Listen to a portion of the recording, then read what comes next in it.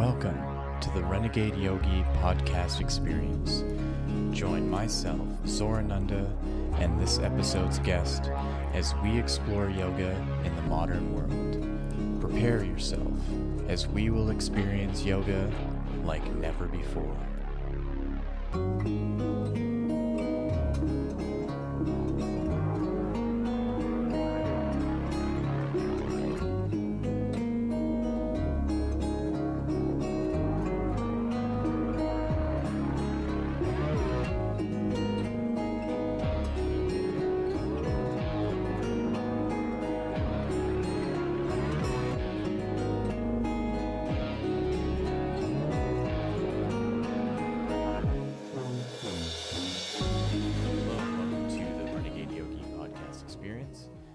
Zorananda.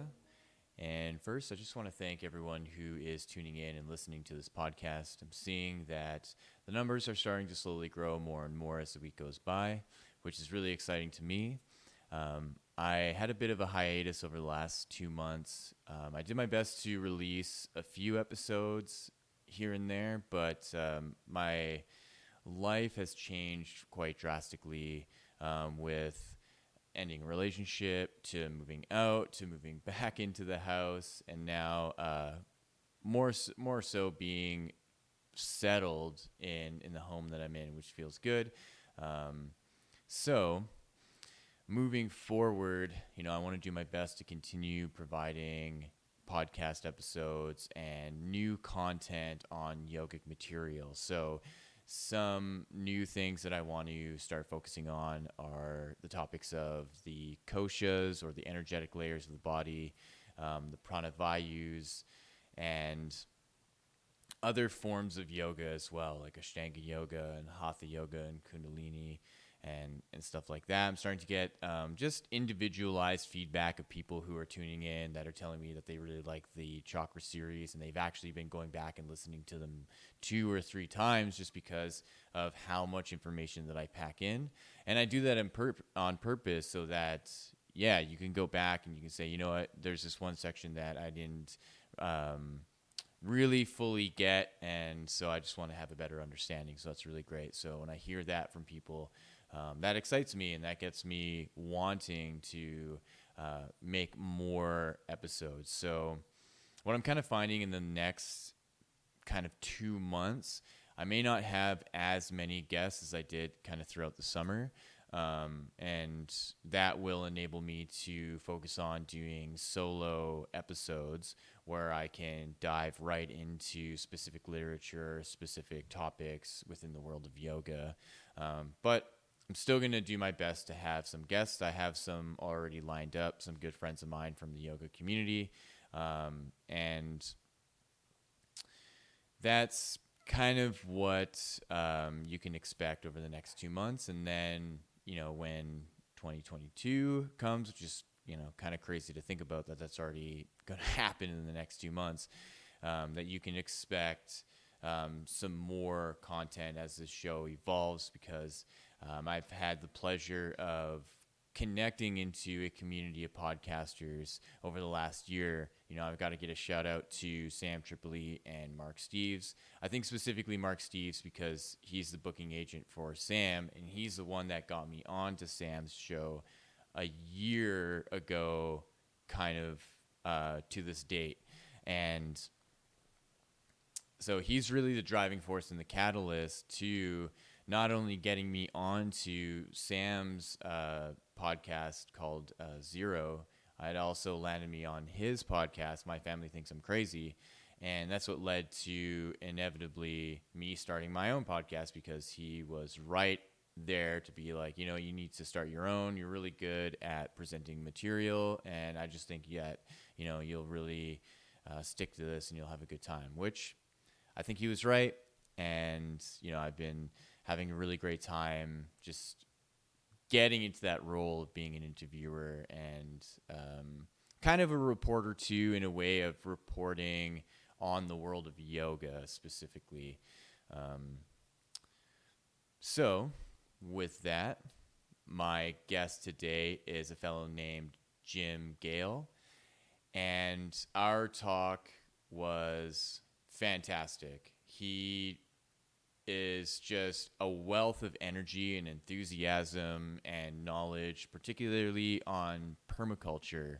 And if you're not sure what permaculture is, essentially it's a method of gardening slash farming that integrates with nature, and so that there isn't this barrier between what you're trying to grow and what you're trying to harvest and the rest of the natural world. So if you were to take like typical agriculture where you have these fields and fields of monocrops, and they're just dusted and sprayed with herbicides and pesticides to keep out animals and bugs.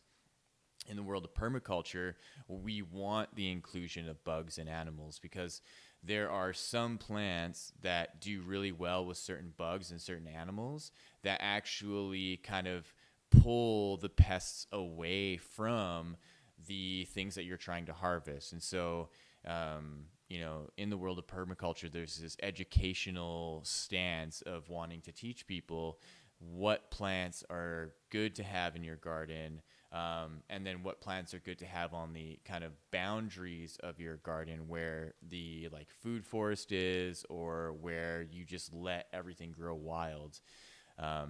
So enjoy this episode. I really do feel you will. We go into his a little bit of the history of how he got into permaculture and where he is now.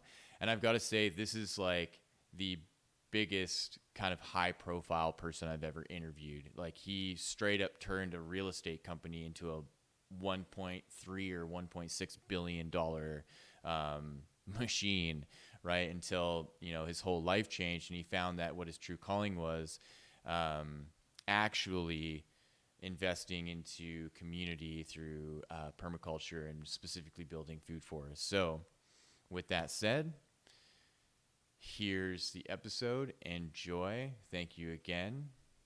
And I'll see you again soon.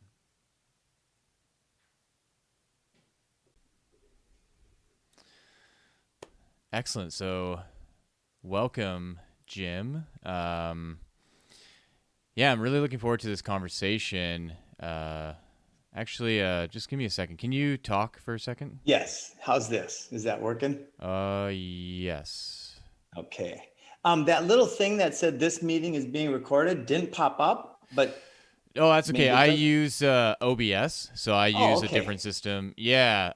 It just gets me to kind of bypass Zoom's like limit. I find that if when we start recording, it only gives me like 45 minutes or something. So this is a good way for me to do that. So, so we can start here. So, beautiful. Yeah, welcome, Jim. I'm really looking forward to this conversation. You are new in my awareness. I got an email from Lindsay last week, and she was just really thrilled to offer me this opportunity to talk with you. And just looking at the points that she shared with me, man, the parallels just even in my life are just amazing. Minus the successful real estate adventure that you went on, but just everything that has to do with plant medicine and permaculture, and wanting to find a way to bring transformation to this planet that's feasible and realistic, right? That's like really actually truly grassroots and really truly down to earth and not so out of this world, so to speak. So logic. Yeah. So maybe, let's just get into maybe just how you got into permaculture, if you want to kind of get into your background with real estate. Sure. And just what it took for you to have the epiphany that you did to shift into what you're doing now. Love it. Love it. I'll run through a few kind of points that seem to be relevant to my story. As a nature boy growing up, they called me nature boy. They teased me. I went to bed. It was a crazy childhood, right? Got in trouble for that. And the whole thing went through the whole school. And I went through those periods of kind of shitty times. And then I got into wrestling, did fairly well. And then I wrote my goals. I actually had a really bad stretch, wrote my goals, and I created for the first time in my life a compelling vision of my own future. And that vision inspired me. And then from creating that vision, I ended up achieving that, which was really cool. I was a national champion, All-American in college. And then traveled the world, that I wanted to see places. So I lived in Africa with the Maasai and went to about 47 different countries and just experienced culture, because I love people and I love adventure and seeing new things. Then I got home, I wrote my goals for the second time when I was 29. And I wrote that I wanted to have $3 million in 3 years. And I had just read all the books, Ziegler and Napoleon Hill and Tony Robbins and Dennis Waitley and all these. And my mind was exploding with possibilities. So I wrote that down, that I wanted to be retired. And I got home and a bunch of serious, the universe opened up and conspired with me. And 3.5 years later, did about $1.3 billion in mortgages, right? And then I thought I was cool for a while, right? And that's when all of a sudden the money started going, and I started having this contraction of spirit, and I started wanting to hold on to it. And that's the absolute law of attraction, is the most powerful son of a gun. I love the law of attraction, right? It can be your wickedest slave master or your best friend. So I started holding on, and then I went through this period of loss. And at the same time, this is 2008-9, I learned that the world was a different place than I had believed. I learned that there is a govern, which means to manage and control, and mente, which means mind, and that they're not there to make your life better, but they're actually there to suck the energy from you. Mm-hmm. And so going through that process, as I was learning permaculture, and I had my first 2 daughters, and this is where it gets we'll start unpacking it.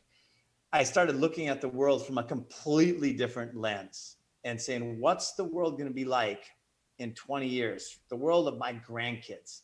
And that's when I went through just hell, because I was focused for about 2 years, very, very focused on the problem. I was watching every movie you could imagine about architects and engineers for 9/11 Truth and all this. And that just sucked, but I couldn't be where I am without having gone through that.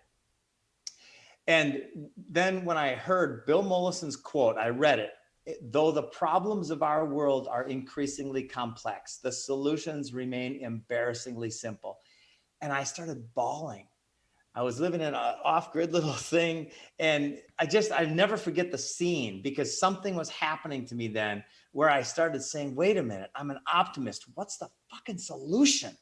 And from there, it's been an amazing ride. Wow.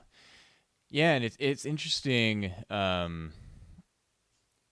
just knowing within yourself what it takes in just the capacity that you have to be successful, right? So, like what I was saying earlier, that we have these like parallels that,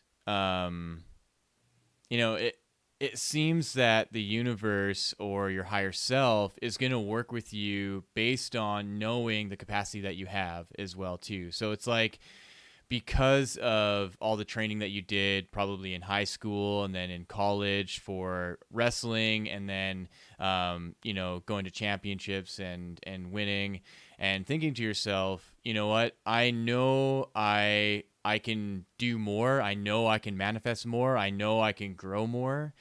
And just seeing how the universe propels you in that direction. And I think that can be a missing piece in a lot of other people who want to consider, what it takes to manifest their goals in their life, and how important it is to actually take the time, like you did, to sit down and write everything out, right? So it's not just keeping it in your mind and thinking to yourself, it'd be nice to have these things, but it's to write them out and actualize them based on what you did in the past, right? So the action that's needed to actually then go forward, right? Because because inspired action, exactly. Because to a regular person to think about making $3 million in 3 years, right? There's can be barriers up in their mind of why it's impossible to do that, especially if they don't have something in their life prior to that that allowed them to win, right? So if you are already like a kind of like a winner in your life, when you think of something like that, you know, it's something that's seemingly more feasible to attract or to accomplish. You just brought up something that I've never talked about, and I want to unpack this a little bit. So when I was a kid, I think I was in 8th grade, and my buddy Chris Doctor came over. He's now Doctor. And he said, Jim, I've got something to tell you. I can't tell you. I was told I can't tell you. And I'm like, what is it? And I was like, what's going on, right? And we actually played this game for almost a year. And then I got him drunk one night, and he fucking told me what it was, right? And he said, Jim, it's a good thing. It's not bad. Because I was like, what's going on, right? I knew he was sincere. I just didn't know what the hell he was talking about. He said, you are going to inherit a lot of money. And my dad is a pipe fitter. My mom grew up on a farm. And she said, oh, the farm, what he told me came from a story that my family shared when they were all drunk at a party, right? And it came to me as I'm going to inherit this millions of dollars. It completely was not true. I've not inherited a dime. Mm-hmm. And I'm not. I mean, a little bit, but like in the you know, low six figure range at the most, right? Yeah. And that's fine. But my point is, he did something to me without trying to. When I heard that, I thought of myself as fortunate and lucky and wealthy. And that I know had a difference in my life, and which is such a weird thing. So what I want to lead to is that it was the thought, not the truth, that led to me gaining wealth.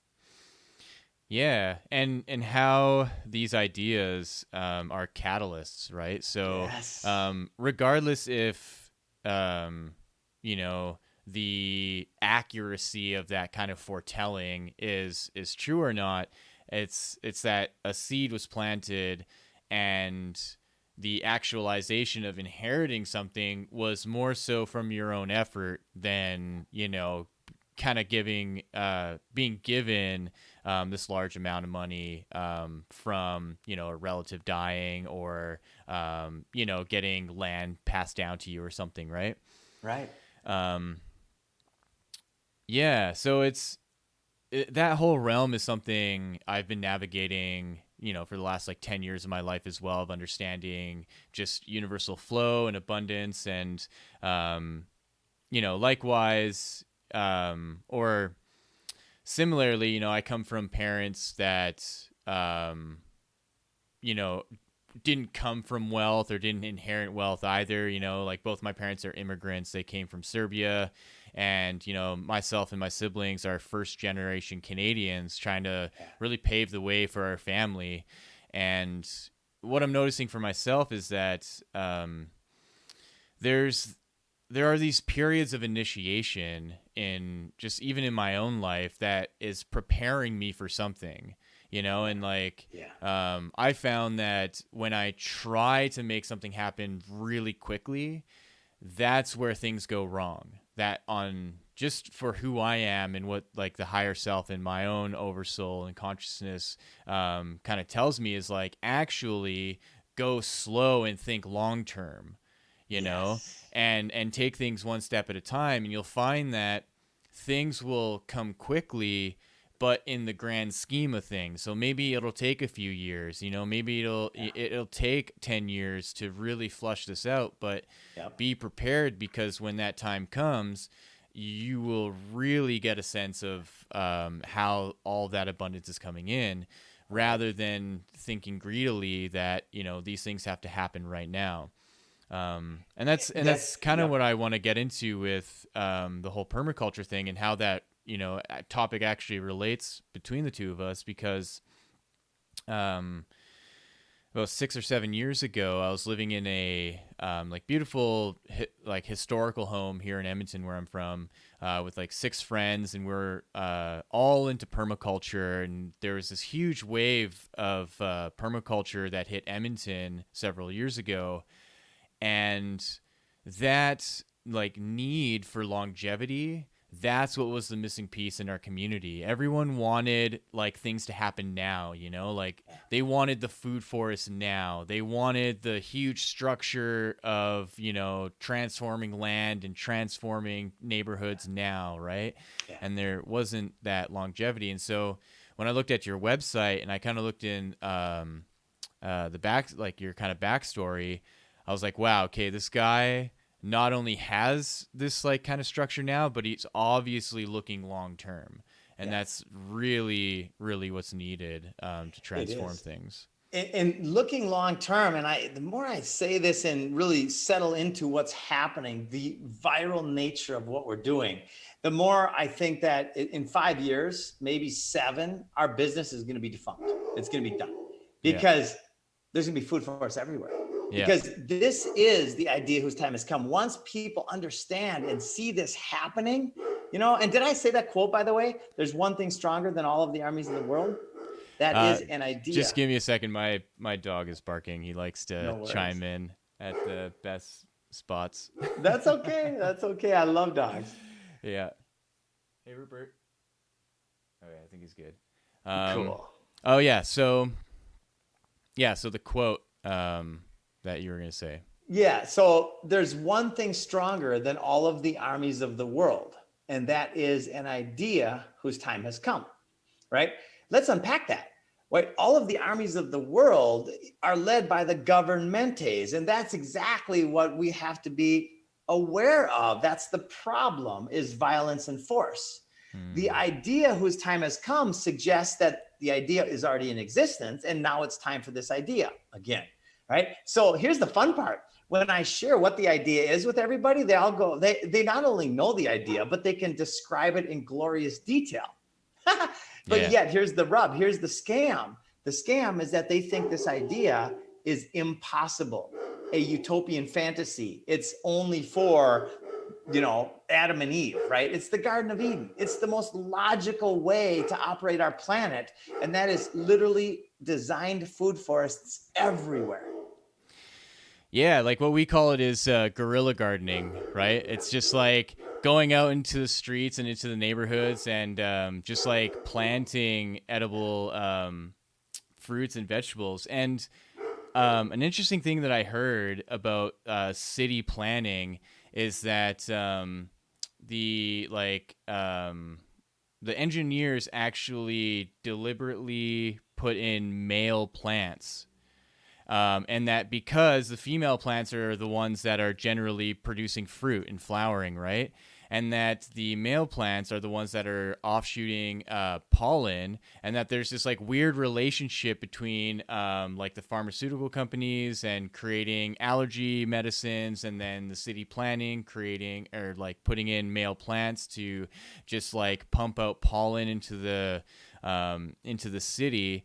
And it's really interesting when you actually look back at, say, even like 100 years ago at like the first iterations of city planning, where you got to think of the men generally who were making these things were just like serial entrepreneurs, right? Like these are guys that are coming from just great turmoil of actually getting to America or Canada and then doing everything in their power to make as much money as they possibly can and to have as much control as they can.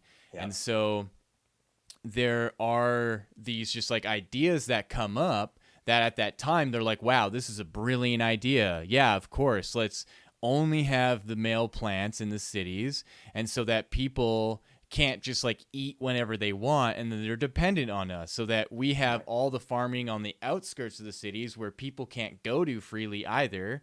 Right. And then we have control over the farmers and what they're growing. And then it just creates this huge amount of profit. And we've been riding that wave for like well over 100 years. Right. And, and so when I look at everything that's happening recently with like riots and protests and all the different movements, that it just seems that there's this narrative that's like the revolution is in the streets. But I don't agree with that at all. I think the revolution is actually back into nature, back onto land, having your own garden, growing your own food, having your own animals. And it's going to take some time, but you know, meeting someone like you and having this conversation is just, that's what's encouraging to me, that it's actually happening, that it's happening at light speed, brother. Yeah. It's miraculous. So we launched 6 months ago, and in 6 months, oh, my little one might be coming.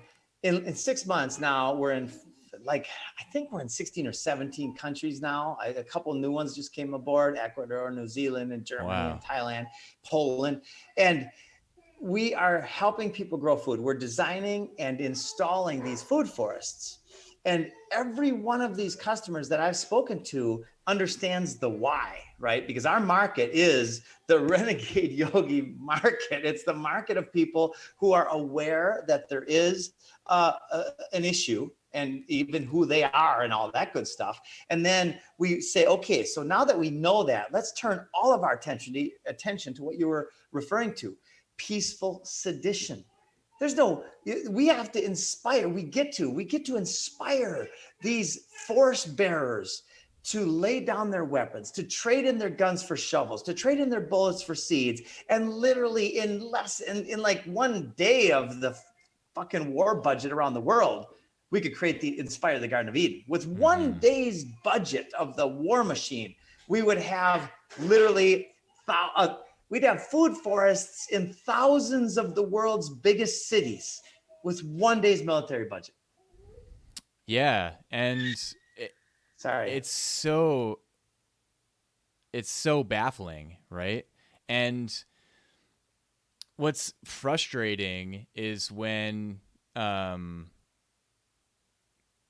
there are these like major players in the world and the elite that are tied to these families that have been around for hundreds of years, right? It's becoming more and more common knowledge, and not at all really a conspiracy theory, that indeed that a handful of families have been just pulling the strings, especially in obviously war, right?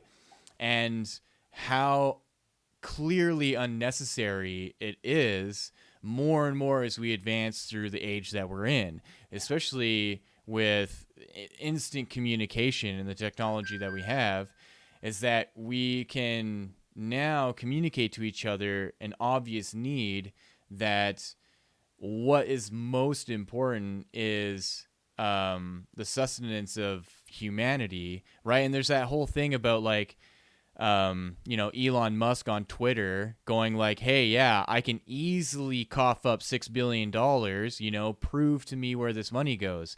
And that's a really interesting thing that's happening, because when you look at the last like 50 years of that conversation of like what it would take to end world hunger, I got it. It's crystal clear. Go ahead. Yeah. And so how the UN and all these world powers and these summits and all these meetings happen year after year, and this conversation comes up and they go, oh, well, we can't do it because of this and that. And then suddenly, in a whole new era of like the 2020s, and you have this one person that's like totally shedding light on exactly how it can happen monetarily, but and I'm sure you're going to go right into this, but knowing exactly the protocol that's needed so that you're not only feeding people, you're also inspiring what it takes to continue those people to sustainably feed themselves, right? Regenerative food systems that produce more the longer that they're alive, like the Amazon rainforest, which was a designed food forest. Mm-hmm. Now, I did a video to Elon Musk after several people sent me that thing with the UN guy and then the back and forth, right? And I said, Elon, if you're sincere, I've got the idea that absolutely will radically change the world and solve all of the problems that you pretend to care about, and maybe you do care about. Now, Elon, if you're listening to this, here's the answer. It's so simple. $6 billion will put $1 million food forests in 6,000 of the world's biggest cities, along with the plaques and the education and the inspiring, empowering content, educational content while people are walking through the parks. They can read, oh my gosh, this food forest was in place of that grass. And here's the yield that this food forest will create over the next 10 years. Here's the amount of calories and meals and nutritional content, right? And here's the butterflies and the birds and the bees and the habitat, right? So Elon, if he isn't listening, then maybe it'll be Tony Robbins, just talking about him today. Maybe it'll be Joe Rogan, who I plan to be meeting with him here soon. This is going to happen for sure. It's just a matter of who's going to be the billionaire. In fact, my partner, Marcel, is just one of the most amazing guys in the world. He saw it right away. And he said, Jim, I've got, 500 employees around the world. And, what do you need? Right. It's happening so fast. One miraculous thing. I want to stop for a second. Just I'll let you jump in. I'm going to have a sip of water. I get so excited. Me too, man. Yeah, it's interesting that you bring up the Amazon in, as a model for how we can actually, turn this planet into something that is truly abundant to what we need as humans, right? Over the last few years, I've spent some time in the Amazon with my good friend Samarpan, and I was learning from this fellow named Leo everything about basically the origin of the Amazon and the miracle of biochar, like black soil. And his goal right now is to actually reintroduce black soil to the Amazon where he is. And he's basically turning his property. And he's got I think something like 300 hectares of Amazon forest that he's protecting with him and his family. And he was showing me the whole method of how simple it is to just create this biochar and how he's growing his own food forest, like bananas, papayas, moringa, passion fruit, you name it, ginger, turmeric. He's got everything, cacao, avocados. We would just walk through and pick whatever we wanted, right? And it's just growing wild. So that got me to think about the state of just the forestry just within Canada, right? Within BC, because I spent quite a bit of time out in the Penticton area and the Okanagan over the last couple summers, and I was just seeing how dry everything is. And when I'm walking through the forest, it's like the ground is just turning to sand. And when you look at the trees, it's all just mono pine trees. And I'm like, that's part of it, right? Lack of diversity, and a lack of this just earth technology of carbon capture and creating black soil through carbon capture. So that's what's been on my mind of how I want to participate in helping transform the earth, just in the realm that I'm in, because I'm really not at any point to have a large scale corporation or anything, but it's I want to get some land in a couple years. This is what I want to do for myself, and that's really what I want to motivate people is on an individual level, what can you do? That's beautiful. And so my job, and I stay very much in my lane. I'm self-diagnosed. Nobody ever told me I had ADD, but I do. And I cherish the shit out of it. It's intentional ADD. I don't know all the plant names. I don't know this. I don't know a shitload of stuff. Mm-hmm. What I know and what I want to be the best I can possibly be at is effectively inspiring and empowering people to grow food and shining a light on them, and then creating the scalable structure that allows us to support those folks like yourself in a way that helps you be more successful at whatever message you want to give to the world. Mm-hmm. Messages of sustainability. And now we turn this shining a light on the creation of the Garden of Eden into a regenerative capitalism business model, which is the opposite of socialism and communism, which is the voluntary exchange of value instead of the forced and violent exchange of value, right? Mm-hmm. So we stack the functionality of all the different components and the elements into one pretty clear column. And now I'll share this one story with you because, launching and growing very fast, and my favorite TV shows, I've only had a few favorite TV shows in the last, since I've been an adult, since I've been 20. One was The Crocodile Hunter with Steve Irwin, right? Yeah. So we have the show on Del Bigtree's The Highwire. By the way, Del Bigtree's one of my favorite people in the world. Fantastic human being. The Highwire is amazing.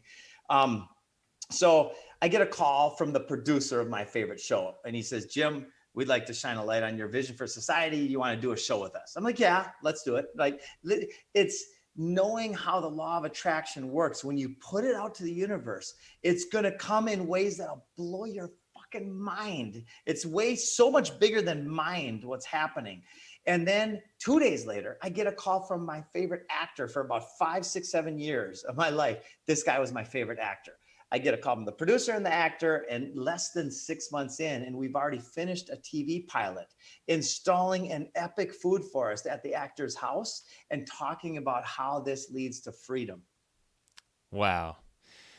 Man, that's so inspiring to hear. It's fun. Yeah.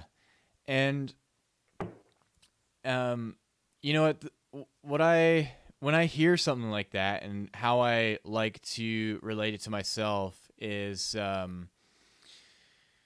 to be inspired by the potential and the action of others, right? And to see how you've come to a point in your life where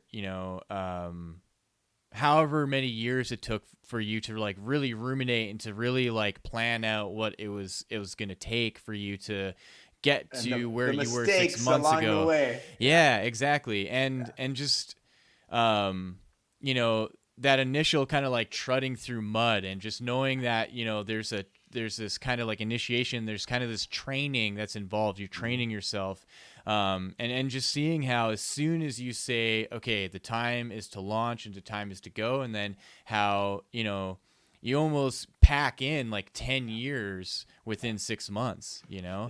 And I think that's really the key of like understanding the acceleration that is happening, not from your own volition. It's not like it's coming from directly your pure will. It's not like you're every day having to will it. There's this sense of surrender that comes into play, right? That, your will was involved in those years of leading up to it, right? And not really Struggle knowing, and effort, and right? not really knowing where it's going to go, and being like, but I just have to trust that everything's going to be taken care of. That is my favorite clue in the world, is the clue of you just got to have faith, right? How many people have heard that in your life? You got to have faith. Oh, fuck faith. Well, it wasn't until I actually literally let go of the fear that it all started happening. Yeah. And I'm talking like when I was losing that money and I was holding on, right? As soon as it was to the end and I'm like, I don't have anything to lose anymore. I'm just going to freaking lose my fear. That's the last thing that I had to lose. And I lost it. And now it's just insane, right? It's not mind. It's something bigger, that when I allow my mind to just chill and I feel my hands and I get an idea, I don't have any scripts. It's just flow. And man, I can't tell you how thankful I am and how happy in spirit I am to be here finally after so many fucking crazy. I mean, I started a microgreens wellness wagon, we called it, right? And it was a microgreens food truck where I made microgreens smoothies. I remember sitting in that fucking thing at night when there's nobody around, not making any money, and being like, wow, shit, this didn't work. Yeah. So I went through so much of that, y'all. And I just want to share that. I just kept going and I lost the fear. And that's the key to our world now. Fear is the control mechanism. Faith and courage are the freedom. Yeah, exactly. And it's, I'm taking this all in, and I'm seeing how,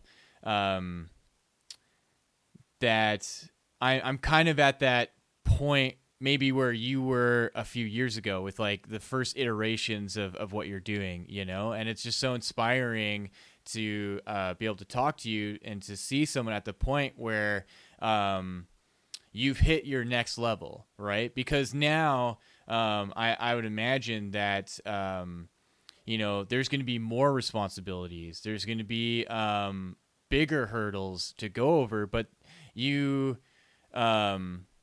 need to be prepared for that, and you need to understand for yourself, like, okay, if I'm going to provide this vision and this idea to more and more people, I have to hit this kind of new level of maturity within myself and this new level of resilience, vibration. And it matches the resilience of like even like the food forests, right? Because I would imagine that it's one thing to just build it, but then it's another thing to like come back to it 10 years from now and to see like, yes, like this model is working, and you know, the people that I'm doing this for are serious about it too. And like, cause that, like, when I look back a few years ago, to the kind of permaculture community that I was a part of, that was the one thing that was missing. It was like everyone was kind of just in it for themselves. And when it came to seeing the fruition of things later on down the road, you didn't really see anything, because it was more in the moment of like, oh, I'm here to do this one thing, and that's cool, and I don't know if I'll care about this in 2 years, right? And I think with this whole idea of like climate change and the climate crisis is, I think if we really helped direct people into the direction of like, rather than looking at the fear of losing the planet, why don't we look at the love that we can put into it by helping what it already does? Yeah. And that's grow life, you know? And, Can I share some? Oh, yeah, go ahead. Yeah. Okay. I'd like to share some thoughts regarding the narrative of climate change, right? Mm-hmm. Who is putting out that narrative? And when I look at who is putting out that narrative, it's the same people who invest heavily into poisons and control grid things. Now, here's my theory on this narrative, is that this narrative was put out first in order to scare the academics and the influencers into this kind of thought process. We have to depopulate the world. If we don't depopulate the world, then we're all going to die, right? Mm-hmm. And now I understand the theory of where you get 12 rats in an aquarium, you put the 13th in and they all kill each other because they realize there's not enough. I understand culling a herd of deer. I understand that this is when you get too many rats in a cage, they start eating each other, right? But that's not what's happening here. And here's why I say that's not. Because these same people are the ones that are producing the narrative about the food chain, and the poisons and the mandates and the force and the violence. They're the same ones who create the narrative that we aren't able to be enlightened. Only one guy in our religion is able to be enlightened. We aren't able to experience the Garden of Eden. That's a utopian fantasy. We aren't able to. Those are all part of the control narrative that allows these people. And my goal with this, by the way, if you're one of these folks, is to help you see past this bullshit. Mm-hmm. This is bad science, because when we see past it, and by the way, let's just say you tell Jim, screw off, climate change is real. Okay, guess what? This is still the solution. Like this is still the solution. So let's do this either way. But I really want to help people see where all the control narratives come from, so that we can see that either way, the solution is always the same thing. Local regenerative agriculture reverses mass extinction and deforestation and cancer and diabetes and heart disease and all of the forms of tyranny around the world. And that's the key word too, right? Local. Local. And yes. The sad thing is, because of social media and like the far reaches of how anybody can look at anyone's life from around the world, and how addictive it is now to be on TikTok and Instagram and Facebook, and all the time that's being spent into viewing all these other lives around the world, is it's actually taking us away from the impact that we can have locally. And I can't help but think, like, because I grew up as a teen going into conspiracy theories and stuff like that too, that that's almost designed on purpose. if there's any way to prop up the government system to have control over people, it's to take them out of the influence that they have locally. And that's where I think that's why a few years ago when I was getting into permaculture, it was so appealing because it's like, wow, like I'm part of a team of people that are like injecting themselves locally to want to really provide a solution for the city. But, one of the visions that I had was looking at Edmonton, where I'm from. It's basically in the middle of a prairie, right? And so we have basically unlimited space all around us. And so what's happening is that there's this huge push for urban sprawl, and the city has grown exponentially over the last 12, 15 years outwards. Yep. And because over the last 12 years, my brother and I have been operating a home renovation company. So I've gone all over the city in all directions, and I've seen everything that's happening in the housing industry. And when I got into these permaculture groups, I was just like, man, wouldn't it be amazing for the city and these massive home builders and property development companies, knowing that they're encroaching on farmland, knowing that they're buying millions of acres from these farmers, why not introduce permaculture so that these new communities that are being built, they're built and they're designed with garden spaces.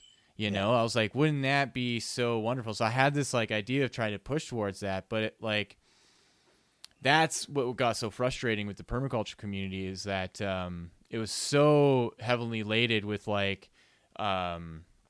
drug culture and partying and all these things. It wasn't really refined to do that, which is sad, but that's what I thought was the solution. Yeah. It totally is. You're so right. And that's happening so fast now. We're building an off-grid community right now called Galt's Landing.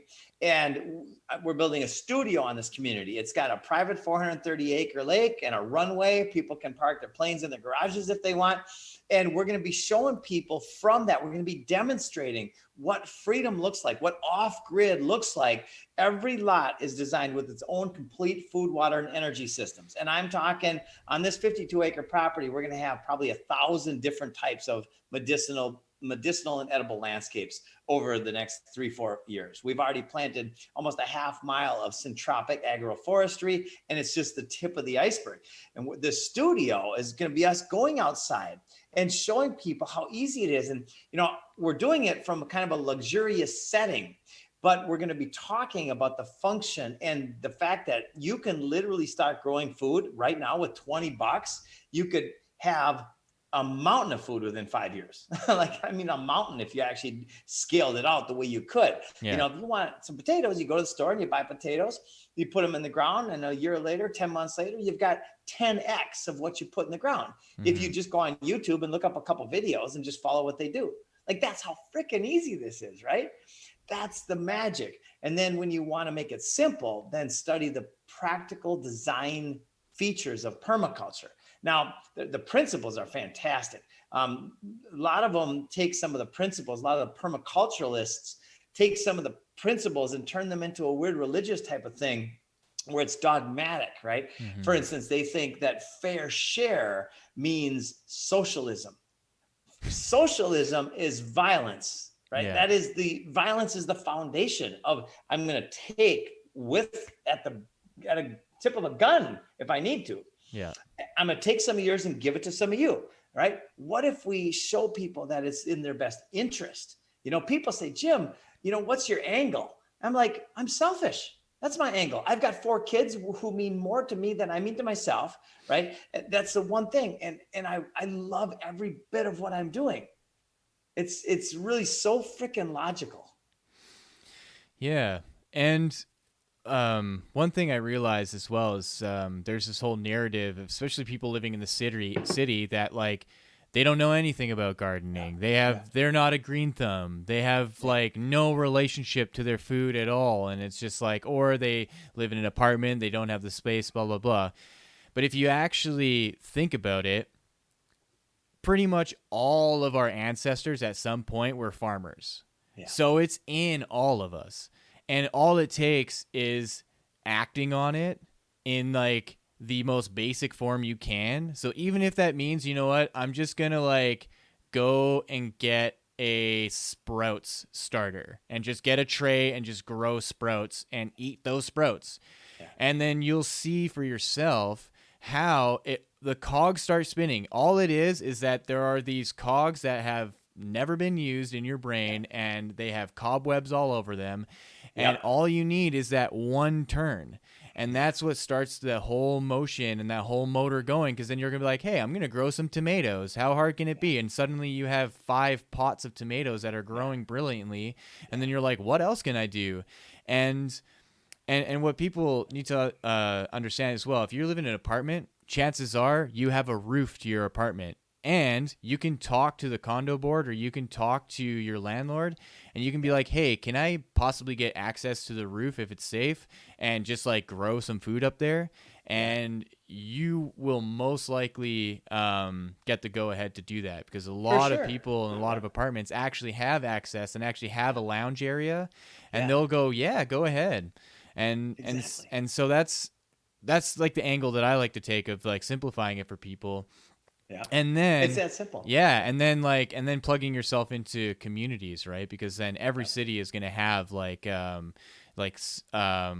organic, like lot gardens and community gardens and stuff like that. Yeah. That's the thing that I'm fortunate about the city that I'm in. There are community gardens everywhere. It over the last 20 years, it just really, hit the city really well. Awesome. And people just took it upon themselves. But that's so freaking amazing. Yeah. I love that. And then when you use the permaculture principles and you design the perennial edible landscapes, then it's the next level of easy.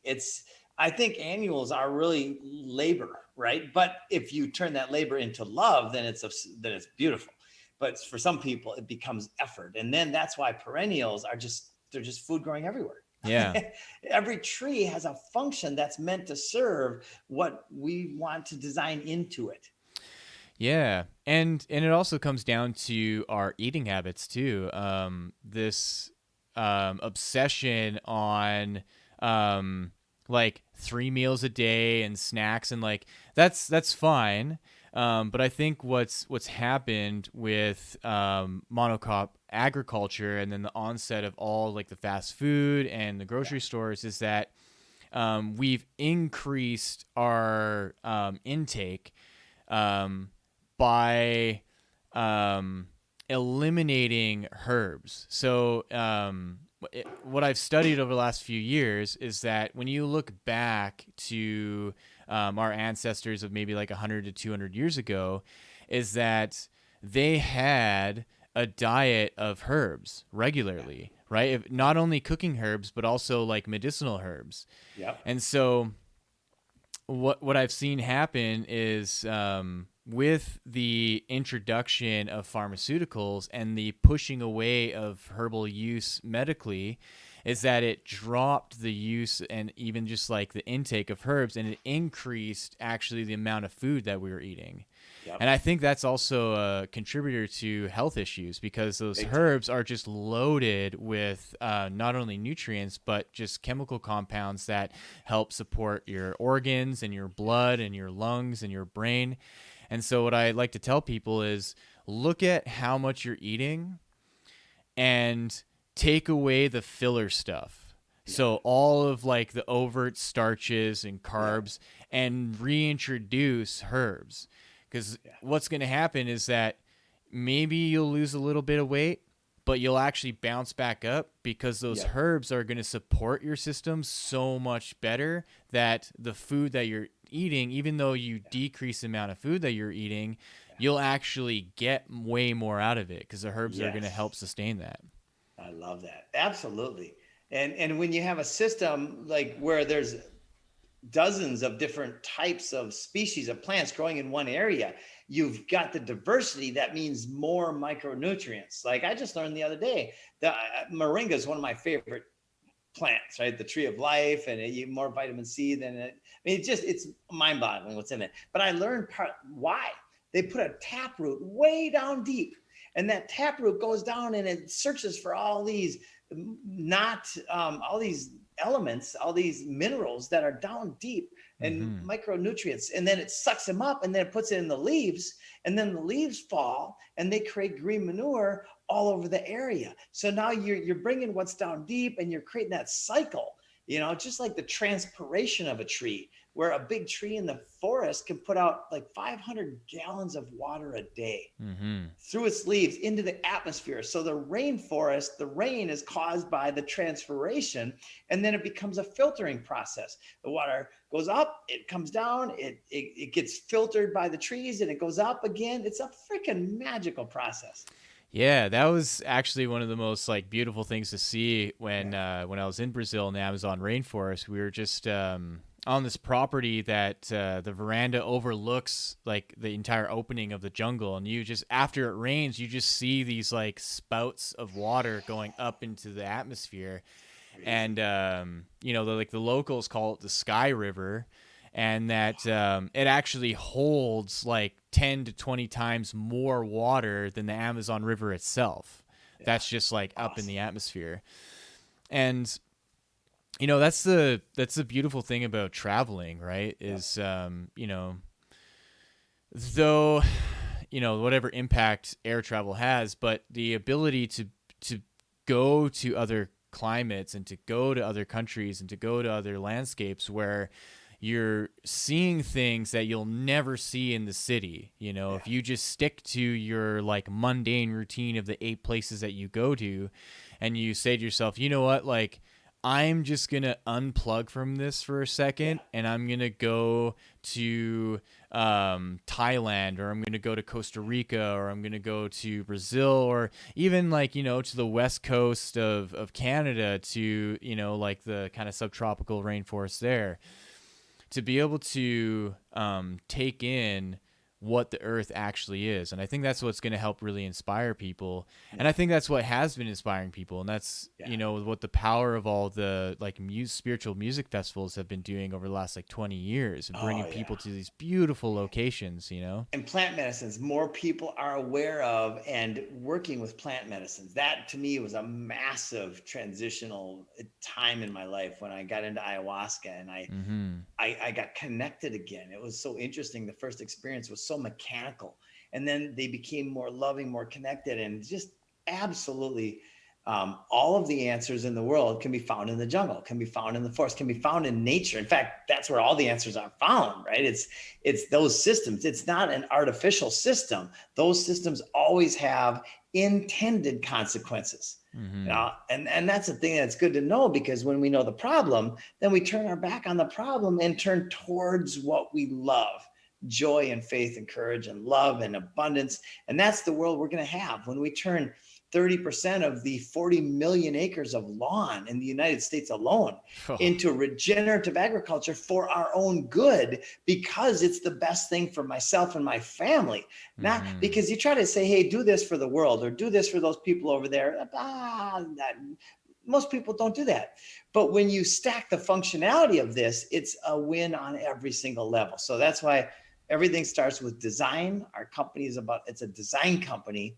And then we have a cooperative business model that's the piece that's going all over. And that's, so if anybody wants to be in the business, it's the best business in the world right now.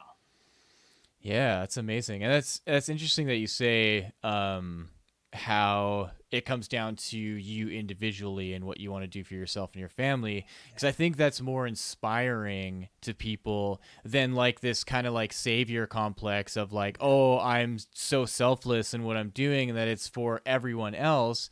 Well, that doesn't relate to the common family, right? And because they're not in that same state of mind, they're not surviving and living for others, they're doing it for themselves. So if they look at you and they go, oh, this guy is creating these food forests and he's like creating this regenerative like permaculture, but he's doing it from like this place of he wants his family to be healthy, and he wants his family to be a part of this kind of like revolution that's happening. But it's coming from the sincere place of this is what I want best for my family. And then it actually can inspire more people to be like, you know what, I can do that. And, you know, you can show them the scale at which they can operate on, right? It's like, you know, any maybe, scale. you know, because not a lot of people are going to have just so much capital. They're going to be like, well, you know what, I can maybe invest $100 a month, you know, like what can I do? And you're like, you know what, that's perfect. Here's what you can do, you know? Oh, $100 a month, you can have just an insane garden in no time. Oh, If you're also willing to put in a little bit of time, even if you just did one fruit tree a month for 12 months, holy shit, that's a lot of food. You put the layers of mulch on there, the nitrogen fixers at the bottom, and a couple other things that don't cost much. And now you can get a fruit tree if you really try for 60 or 70 bucks, right? Mm-hmm. And then you got the layers of mulch, you got the nitrogen fixers. Now you've got a guild of plants that will produce for your great grandkids. Like, it's just crazy, the ROI on every single level of return, yields beyond money, including money, right? Yeah. Yeah. Oh man, that's you know, it really warms my heart having these conversations. And then I also know that you know, the path is not without a little bit of struggle. And I think the struggle is necessary. And I think it's a part of that initiation, right? That if it was so easy, then you know, there wouldn't be any excitement, you know? So there's got to be this little sprinkle of difficulty and challenges to really prove the worth of the work, you know? Yeah. Contrast, friction. Every one of those things gets us to ask new questions. Like, wait a minute, this sucks. What's going on? That's why people that are so stubborn, and I've been there too, I hit rock bottom. And where's your rock bottom? My rock bottom is now, I don't feel very good. It's not like, you know, it's just like, I just don't feel very good. But it used to be where I was so struggled up, I didn't know what to do. Now I just shut the hell up in a fun way. And I've turned the words around. I used to be kind of obsessed with knowing of this. Now I'm joyfully obsessed. And just by making that one little tweak in energy and wording, I raise my vibration, and then I can inspire more people. So it's a lot of fun. Yeah, that's amazing. Well, I think to kind of get to the end here,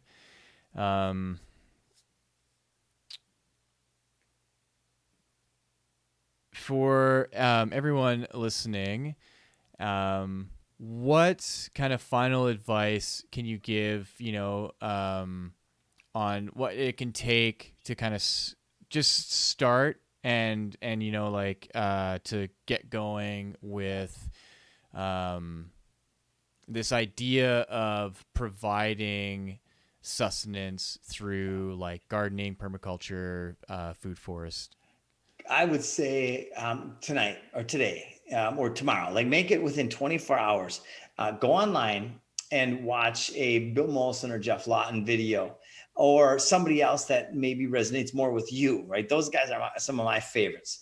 And then go to the store immediately and get some food, plant some seeds, right? Even if it's a little pot, watch them grow. Let them be your teachers. Put them next to your coffee pot at the beginning if you have to. Put them somewhere where they're kind of in your face.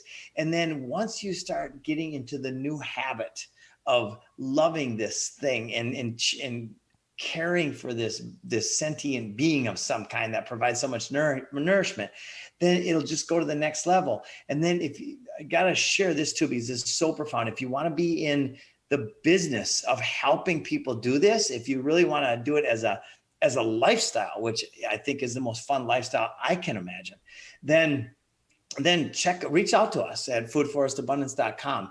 Ask us what it means to be in this business and what kind of things you need to have. And guess what? Anybody who can follow a simple blueprint, like an IKEA style blueprint, can do this business and do it well, as long as you have passion and as long as you have the desire to serve, which includes yourself, by the way. Mm-hmm. Excellent, man. Well, I had a blast talking with you. Me too, buddy. Me too.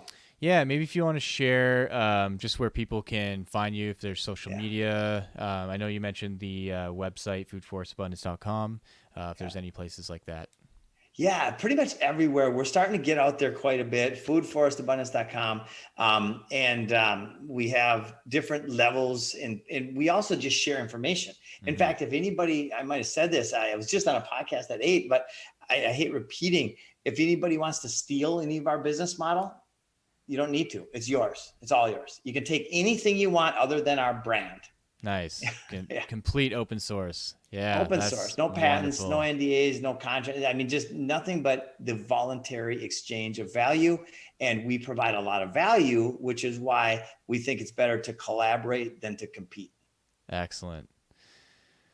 Well, you've shared much wisdom and knowledge. I super appreciate you coming on the show and sharing everything that you're doing. It's so wonderful to hear, and it's just such a deep place in my heart as well, because I've been in this world for many years as well. So thank you for coming on to Ripe. Thank you everyone for listening and watching. Have a wonderful rest of your day and night.